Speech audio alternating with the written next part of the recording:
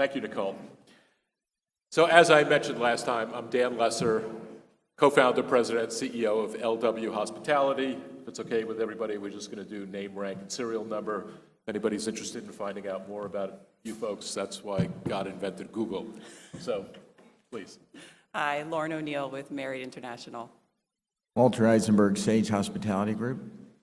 Hi, Amran Rashad with Sonesta Hotels, Vice President, Strategy and Lodging Development. Okay, so the title of this panel is Lifestyle and Luxury Extended Stay. So why don't we take a moment and sort of define lifestyle and luxury extended stay. What is it? Amr? Yeah, sure. Thanks, man. The way I look at lifestyle luxury, I mean, I go back to in the 80s when my father, who was an expat in Abu Dhabi, and we stayed for about 3 years at the Intercontinental Hotels. It had residential section, and we stayed there for almost 3 years. And that's how I remember, and of course, the luxury residences. Then the way I look at it, and that's what we have learned, is essentially it's a combination, it's a niche where you have luxury lifestyle hotels having features and amenities of an extended stay product, and a size and rooms mix which is also of an extended stay. So it should not be confused, in my view, with branded residences. But of course, if the branded residences are part of the hotel inventory and they have those kind of extended features, then it could be also considered as part of luxury extended stay. Some of the brands that you may consider, I mean, I've worked quite a bit internationally as well, includes like Jumeirah Living, Address Residences. You've got Grosvenor House Apartments in London as well, and then of course a few of the recently launched brand in that arena by Marriott as well as Wyndham as well. So that's what I. Maybe from the Marriott perspective, you could talk a little bit about Apartments by Marriott and sort of how that fits in with lifestyle / luxury Sure. extended stay. And also maybe you can comment on Marriott's overseas product, right? Executive Apartments? Yeah. Sure. So from my perspective, and I think as a company-wide perspective, we all know what extended stay is, but when you add the luxury lifestyle aspect to it, really the key differentiator, in my opinion, is the quality.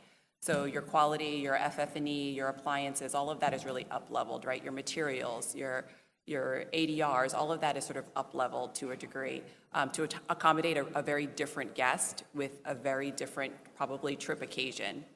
But what we're doing at Marriott is we've just recently launched Apartments by Marriott Bonvoy, which is an extended stay residential product in the upper upscale space. So you're going to get a full apartment, right? All of your traditional appliances, but up-leveled, right? So you're going to have quality in all aspects. It's also a soft brand. So what that means is that everywhere you show up, each property is going to be different. They're going to be designed different. They're going to be design focused to make sure that the guest really has that true lifestyle, luxury, upper upscale experience. Walter, any commentary? Yeah, I think that the big difference is in the lifestyle space, you have to deliver experiences to people. They're not, and as you think about the economy and mid-scale, I think you have much more of a commodity product where a lot of those brands are competing on price. There's not a big difference between the physical plant, and so part of what you have to do is deliver some experiences for people. Obviously, the labor model is also different because people's expectations when they're paying up in price are going to expect some services. So that actually leads to the next question is the low labor model of traditional extended stay and sort of the amenity light profile as well. How does that fit in with lifestyle extended stay Apartments by Marriott? So we're leading with an amenity light model, amenity light and associate light model, similar to a traditional extended stay. Because who we're catering to is an audience who really wants that independent stay. So I want to come in, I want to just go to my room, I want to come and go as I please. I don't need a daily clean. I don't necessarily need F&B because I want to be immersed in the neighborhood, in the destination where I'm living. I guess time will tell whether that model actually pans out. There have been instances already where we've had to reevaluate that and maybe pivot a bit. Just an example is we had a property brought to us, an opportunity brought to us in Beverly Hills. And as you can imagine, the clientele there is probably going to be predominantly high-end. They're going to have the ability to pay that higher ADR. That specific location was going to cater to mostly either folks coming from the film industry, celebrities staying. And so one of the things we had to consider was, is weekly housekeeping, which is our standard, is that enough? Or do these people come to expect sort of a daily tidy? Because that's probably what they experience at home. And what we're going for is a residential experience that somewhat models what you would experience in your own home. So those are just a few instances where we're having to think a little bit different, depending on the clientele, about whether or not this truly service light, amenity light, staff light model is going to play out. But being nimble enough where we can pivot where necessary. Walter, any comments on that? Yeah, I think that housekeeping in even on the lifestyle space, Beverly Hills might be an exception as to who the clients are, but we have an independent lifestyle extended stay hotel in Denver called Catbird, and we're actually cleaning every 2 weeks. And if a guest wants additional housekeeping services, they can get it, they just have to pay. And so I think that that customer that wants it can afford it and will pay for the whatever cleaning frequency they want. The other thing that we've done there is we have limited food and beverage offerings, but very, very low associate count. And I think those services for us have proven to be a big differentiator in that extended stay space. Ahmed, any Yeah, comments? on extended stay, I mean, with Sonesta, we have a brand called ES, which is essentially our upper upscale to upscale extended stay brand. But it's interesting, we have over 80 of them, and they vary from literally from a secondary and tertiary market to a New York type of market, where our rate varies from literally from $100 to even $400 or $500 here in New York. And depending on what market you are, of course, if you're in the top 25, primary market, and depending how you're structured and where your demand base is, your service level will be a lot more different. Just like my colleagues here, they mentioned, depending upon where you are, you might offer daily housekeeping, or it could be on demand, or you might offer weekly housekeeping. Same thing with the if you pick up the same kind of model and put it into a resort location, where there could be a lot more different amenities, as well food and beverage might be a little bit more defined considering you're in a resort location. So yeah, it depends. But again, at the same time, you got to maintain a swim lane. You don't want to delve just because you want to save costs into a more of an economic model and compromise in service. How do platforms that build themselves as technology-focused hospitality and multifamily operator brands like Placemaker and Casa Living, how do they fit into this whole discussion? I think that they're really, in a lot of ways, apartments that are enabling through technology. And I do think that customer is a little bit different in terms of what they're expecting. And I think even with limited associates, having some level of service in the really luxury extended stay space is going to be critical. I don't think that the customer coming to that space that's paying that price, and when you're talking about getting ADRs well north of $100, in some cases north of $200, that customer is going to expect something very, very different. And if you think just about the apartment business, if somebody's paying, $6,000 to $10,000 a month for an apartment, they're going to expect a certain level of service, even in an apartment environment. Walter, the work from anywhere phenomenon, how has that impacted the lifestyle, upper upscale, extended stay business? And also, is it sustainable? Because obviously now COVID is supposedly behind us. So it definitely, for us, it was definitely a huge impact in post-COVID. Again, I think that consumer is looking into the upper upscale and luxury segment. They want to go to a city and experience that city. They're probably not staying in a suburban, Woodspring, so they want to be more in the urban center. We're continuing to see that consumer today, and I think that there's probably a segment of the population whose employers are allowing them to work from anywhere, and they want to experience different cities across the country. So I think that consumer is probably here to stay. Maybe the demand is shrinking slightly, but I think that consumer is here to stay. So in that vein, and we hear a lot of talk about how the pandemic really was a benefit for this segment. Talk a little bit about why you see how the pandemic shook things up and positioned extended stay to where it is today. And I think pandemic played a major role in actually progression or popularity of extended stay, especially in North America. I mean, there are two elements to it. One is the way is that it has caused the value of space. That has literally pushed. What I mean by that is that now consumers are looking for spaces where they don't want to be disturbed that much. They want to have a living area, an accommodation where there's space, there's storage space, there's enough space for them to even have travel with their families. So if you were to look at it as an urban location, in an urban location, you do see from a luxury extended stay perspective, guests who are there, who are because of the hybrid model, working from home, or looking for accommodation where they can stay long term.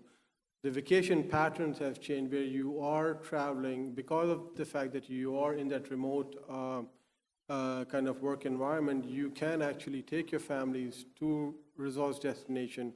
You can, stay in an extended stay, high-end product where your families are enjoying the vacation while you are also, working at the same time because you're working remotely. So these kind of trends, these kind of elements that have evolved post-pandemic, and we believe that there's something that, I believe that there's something there to stay, and we have to accordingly create products, that can cater to that, even not only just in urban location, but also in resorts, destinations. And I'll add just in the space that while the popularity, I think, of this segment has grown, right, or the light has been shown on it as a result of COVID, the things that people want out of this are the same, especially at this level. And as we were building our apartments product, I was actually shocked to find out that the number one thing that people are looking for is safety and security. Price doesn't, right, I'll pay for that. Price doesn't matter. It's not, so it's location, it's wanting to feel safe, it's wanting to feel secure, it's wanting to know that I'm booking with a company, with a property that I know and that I trust, and I'm gonna show up and I'm gonna get what was promised to me, right? I'm not gonna have to stop at the bodega and get the keys to get into my unit. I'm going to actually go into a building that looks clean, that is staffed, and I get a warm welcome, and I can go up to my room and I feel safe, right? I think that hasn't changed. So is extended stay and lifestyle sort of a trend, or does this concept have longevity to it? I think it has longevity. As we, again, did a ton of research at the last panel, I heard, how many people think we need more brands? We launched another brand. And so, but it was not without having done research, right? It was a true result of what the customers, our customers and others were telling us what they wanted, what they needed, and what we identified as white space in this area. And so one of the things that was important to us was making sure that we were delivering on what the customer want as we were building it. And so as we were talking to travel agents, as we're talking to others who book this, typically book this longer stay experience with this level of guest, a lot of things they were telling us was, it's not just about vacations, it's not just about business travel. You have to think about people who are doing renovations on their homes and they're out of their home for months at a time. They're wanting a similar level of experience as they have at their home as they do in this temporary stay. People who are relocating to a destination, needing somewhere to stay, an insurance claim, I had a flood in my home, I need to be out for a certain amount of time. Film crews who need to be housed for months at a time. So I think there's a huge audience for this product at this level, and I think that will continue. How do hotel companies validate the need for a new brand, and I guess specifically extended stay? So I would say our company, it's really all about insights. And one of the things that we have shifted to over probably the last, I'd say 10 to 15 years is really putting the customer first. So what is the customer telling us? Yes, they're booking with our brands today, but then we were realizing specifically with the apartments product that there was a large percentage of our guests who were leaving our portfolio to book this sort of serviced apartment, longer term stay experience at this level with other brands and through other distribution channels. And it was a large enough percentage that we thought this is probably something that we should bring into our portfolio and have at our members' disposal so that they can redeem the points, and we can provide that level of consistency and quality that we know is needed in this area. Walter, you want to weigh in? I mean, you're coming up with all sorts of new brands and ideas as well. Yeah, I think that there's a lot of white space in this lifestyle, luxury, extended stay. And today, it's primarily occupied by companies that are really taking traditional apartment buildings and just renting them, sometimes on a short-term basis without a lease. And I think that, the safety and security of a known quantity with a brand is certainly still powerful for a lot of people, particularly those that are paying up to be in this space. And I also see this as directly competitive with Airbnb. And again, I think that there are a lot of people who want that kind of experience, but don't necessarily feel safe and secure in the Airbnb environment. A little bit different, I think, in resorts where you have a VRBO as being more prevalent there with big homes.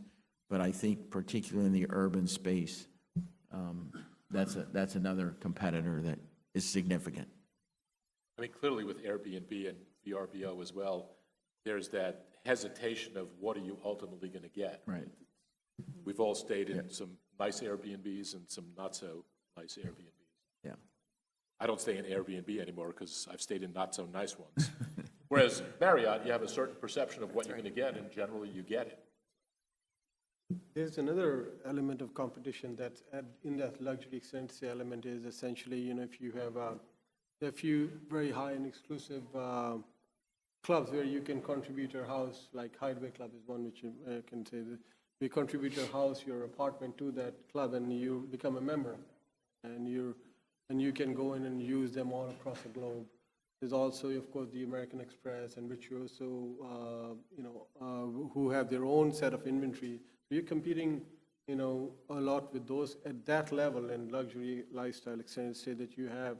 You're competing with that kind of product as well, which we sometimes tend to ignore. Why now are we seeing major hotel companies getting into the lifestyle and upper upscale segment of extended stay?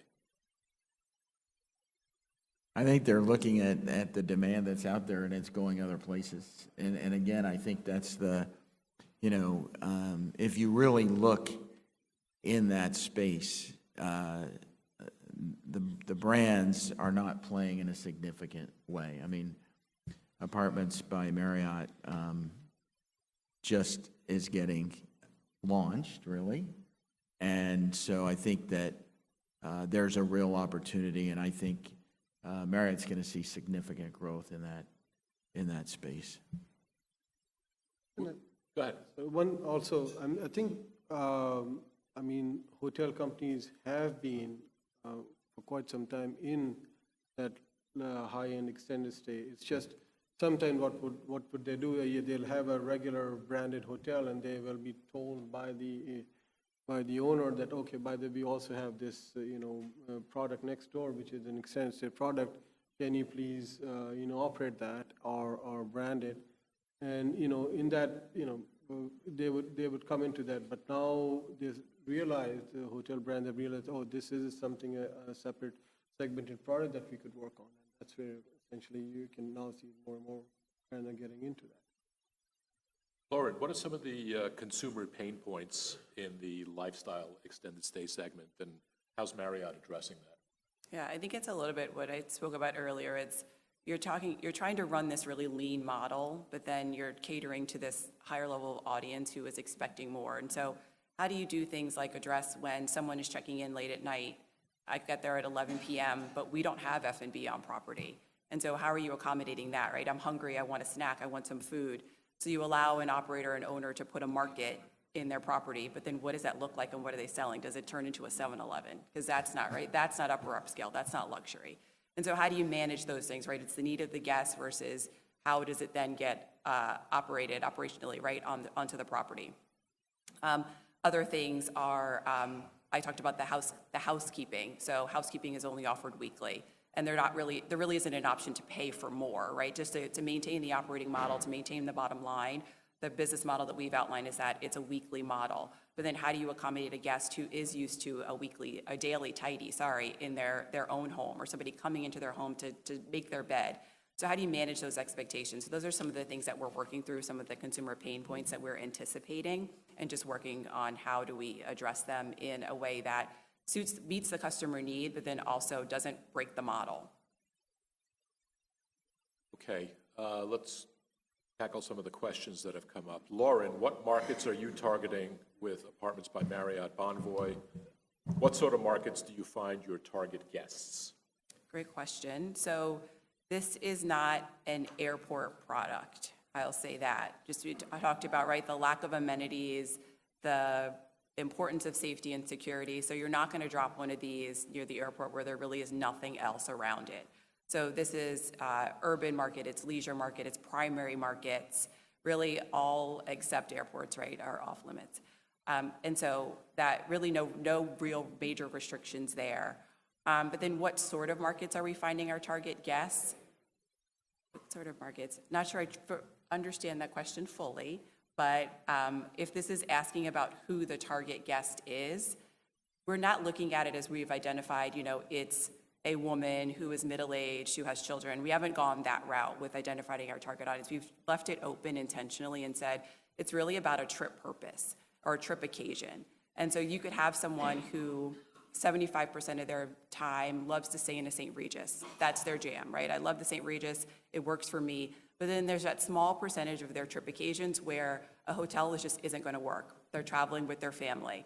I have 3 small kids. Hotel rooms, when we are traveling together, do not work for us. And I'm sure some of you in this room can relate to that, especially when you're going somewhere for a long period of time.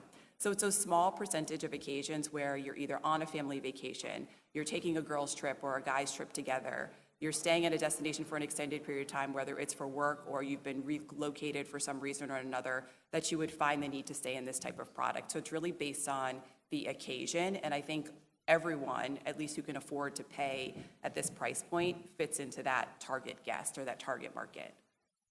Interesting how you mentioned airports twice as not being markets. What about airport markets that are surrounded by corporate developments like O'Hare and LAX? Mm-hmm. Yeah, I think in that instance it makes sense, right? If it is a purpose-built property to support employees who are working at a certain corporate location or pilots, flight attendants, right, who are in a specific destination for training, giving them easy access to their training facilities, I think that makes complete sense. But then you just need to think about, as the owner, as the operator, what amenities do you bolt on to make sure that it is an experience that satisfies their needs, right? Do you bolt on some type of F&B third-party operated restaurant, right? Do you sort of build this little community around the property to make sure that they have all the things that they need?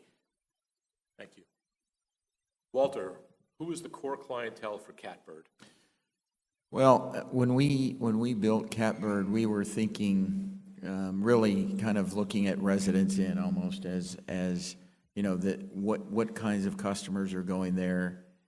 And what we've been surprised by is that we're really getting customers leisure, corporate, and group. And probably the big surprise for us was group, where we're getting in today's world, we have small meeting space, but we're only 165 keys. But we're getting corporate retreats where it'll be a 4 or 5 day stay. The company wants, the CEO wants to take their C-suite.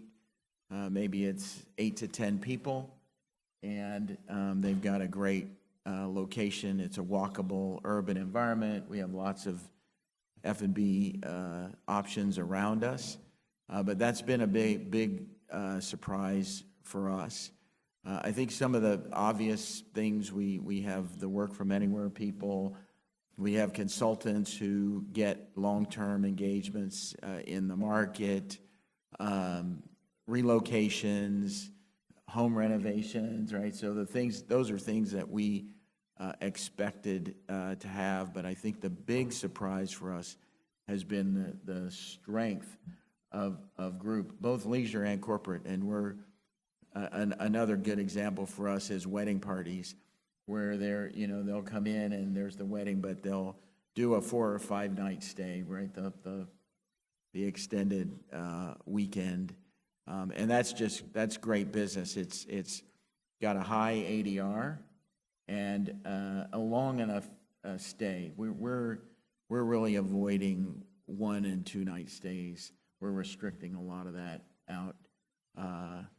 So What's the story behind the name Catbird? so for baseball fans that are old enough to remember, Red Barber coined the phrase "sitting in the catbird seat." It's kind of the best seat in the house. And then a catbird is also a hybrid, so kind of hotel and apartment. So that was the genesis. I like that. That's pretty cool. Thank you. Yeah. Amr, what are your thoughts on luxury hotels versus luxury extended stay within an Ivy League university scenario? Which would parents prefer, or faculty members? I'm curious why Ivy League is in there, but Maybe it's because the land cost is too high there or something, I don't know. But I The mean, tuition is too high. tuition too, and affordability, maybe that's why it's luxury extended stay. I think there are more demonstrations these days at Ivy League schools versus non-Ivy. Anyway, go ahead. No, I think another, again, post-pandemic trend that we have figured out is that a lot of the universities, which were originally used to be the land bank owners, and they developed and managed their own student housing and additional accommodation around their campuses, they have realized that they don't need to be in that business, and they have kind of brought in private developers, owners, operators who can come in and buy that piece of land and develop purpose-built student housing as well as extended stay hospitality products, which also have a forward-looking commitment from these universities for 15, 20 years. And that has created a product where, depending on where you are, like in this case, I guess Ivy League colleges, where they're more affordability, you are seeing luxury type extended stay or high-end extended stay product coming and being developed.